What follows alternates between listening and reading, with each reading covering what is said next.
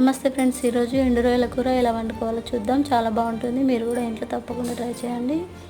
ముందుగా ఎండు రొయ్యలని పొట్టు తీసి క్లీన్ చేసి పెట్టుకోవాలి.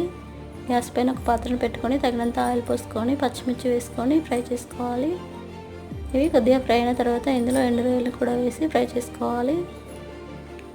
చూడండి, ఈ విధంగా ఫ్రై అయిన తర్వాత ఇందులో ఉల్లిపాయలు కూడా వేసి కలుపుకోవాలి. మూత పెట్టి ఒక 2 నిమిషాలు ఫ్రై చేసుకోవాలి. కొద్దిగా పసుపు వేసి కలిపి ఇందులో మనం ముందుగా కట్ చేసి పెట్టుకున్న టమాటాలను కూడా వేసి కొద్దిగా కొత్తిమీర వేసి కలిపి మూత పెట్టి ఒక 4 నిమిషాలు ఉడికించుకోవాలి. తగినంత కారం వేసుకొని కలుపుకొని ఇలా దగ్గర పడ్డ తర్వాత కొద్దిగా వాటర్ పోసుకోవాలి. కలిపేసి మూత పెట్టి ఒక 5 నిమిషాలు ఉడికించుకోవాలి. ఇలా దగ్గర పడ్డ తర్వాత కొద్దిగా గరం మసాలా, ధనియాల పౌడర్, సాల్ట్, కొత్తిమీర వేసుకుంటే మనకి ఎంతో రుచికరమైన ఎండు రొయ్యల కూర రెడీ ఫ్రెండ్స్.